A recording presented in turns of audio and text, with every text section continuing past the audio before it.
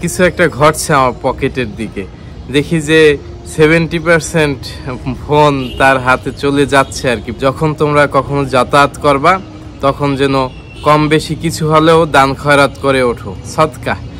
আবার আমি 10 টাকা দিয়েছিলাম। তো আসসালামু আলাইকুম রহমতুল্লাহ। বন্ধুরা, আপনারা সকলে কেমন আছেন? আশা করি খুবই ভালো আছেন। আজকের খুবই তিক্ত একটি অভিজ্ঞতা আপনাদের সাথে শেয়ার করতে আপনাদের মাঝে চলে এসেছি। আপনারা দেখি বুঝতে পারছেন আমি এখন ঘামিয়ে গিয়েছি। এটা হচ্ছে ছাদে, একটু রোদও পড়েছে, আর তাছাড়া অভিজ্ঞতার যে তেজ সেটাও আমার শরীরে আঁচড় ফেলেছে। আসলে খুবই তিক্ত অভিজ্ঞতা। আমি গিয়েছিলাম আমার মামাকে ট্রেন স্টেশনে এগিয়ে দিতে। তো সেখানে তাকে আমি সৌজন্যস্বরূপ তার ট্রেনের ভিতরে, যেহেতু তার সাথে কয়েকটি ব্যাগও ছিল, ভিতরেই এগিয়ে দিয়ে আসলাম একদম ভিতরে সিট পর্যন্ত। আপনারা যারা সর্বদা ট্রেনে যাতায়াত করেন সকলেই জানেন যে আসলে ট্রেন যাত্রাটা একটু অন্যান্য পরিবহনের চেয়ে একটু ভিন্ন হয়ে থাকে। যেহেতু আমি তাকে যে স্টেশনে উঠিয়ে দিতে গিয়েছিলাম সেটা হচ্ছে এয়ারপোর্ট রেলওয়ে স্টেশন। তো সেখানে কিন্তু মাত্র 5 থেকে 10 মিনিট পর্যন্ত বিরতি দেয়।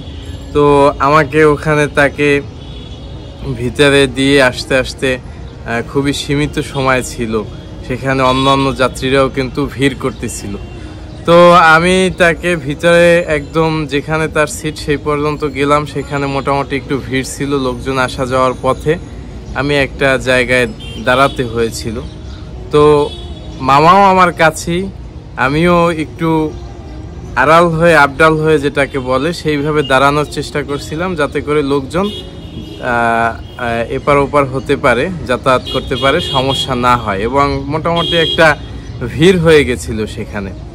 তো বন্ধুরা, আমার যে কাহিনীটা ঘটলো, হঠাৎ করে আমি টের পেলাম যে কিছু একটা ঘটছে আমার পকেটের দিকে।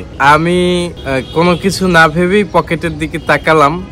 দেখি যে 70% ফোন তার হাতে চলে যাচ্ছে আর কি। পকেটেই আছে, 30% পকেটে, আর 70% যে ফোনটিকে তার মালিকানায় নিতে চেয়েছিল তার হাতে। তো আমি তার হাতের দিকে তাকিয়ে ফোনটা ধরলাম এবং তার চেহারার দিকে কড়া নজরে একটা তাকানি দিলাম। তো তিনি হতভম্ব হয়ে আসতে ফোনটা ছেড়ে দিয়ে, আমি আর কিছুই বললাম না। যদিও ভিড় ছিল, আমি যদি তাকে ওখানে আটকিয়ে রাখতাম এবং সেখানে যদি তার সাথে কোনো একটা খারাপ ব্যবহার করার চেষ্টা করতাম, কোনো আপত্তি ছিল না, করতে পারতাম। তারপরেও চিন্তা করছি, কিছুই চিন্তা করিনি তখন, কারণ তখন আমার মাথায় ছিল আমার ট্রেন থেকে নামতে হবে। আর তাছাড়া তাকে ওখানে ধরে মারধর করাটাও খুবই যুক্তিসঙ্গত আমি মনে করি না ব্যক্তিগতভাবে। অবশ্যই উচিত, তাদেরকে উচিত শিক্ষা দেয়া, কিন্তু আসলে আমার সাথে সেইটা তৎকালীন সময়ে মানাবে বলে আমি মনে করি না। কারণ সেখানে অনেক যাত্রী ছিল, তাদের যাতায়াত করতে হবে। ট্রেন তো কে চোর বা কে এখানে পকেট মারছে সেটা দেখবে না, তার টাইম মতন তার গন্তব্যে রওনা দেবে। সেক্ষেত্রে আমি কিন্তু আর কোনো করলাম না। ওর চেহারার দিকে আমি কড়া নজরে চাওয়ার সাথে সাথে সে ফোনটি ছেড়ে দিল। আমি আমার ফোন পকেটে নিয়ে মামার কাছ থেকে তার সাথে বললাম ব্যাপারটা, বলে আস্তে বিদায় নিয়ে চলে আসলাম।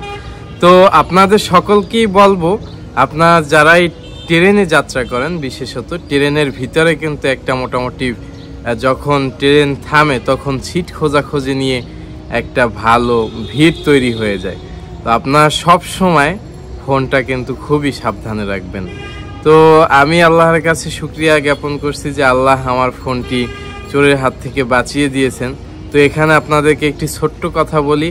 আমার মা, আমার নানি, আমার খালা, আমার বাবা, নানা সবাই আমাদেরকে এই উপদেশ দিতেন যে যখন তোমরা কখনো যাতায়াত করবা তখন যেন কম বেশি কিছু হলেও দান খয়রাত করে ওঠো, সদকা।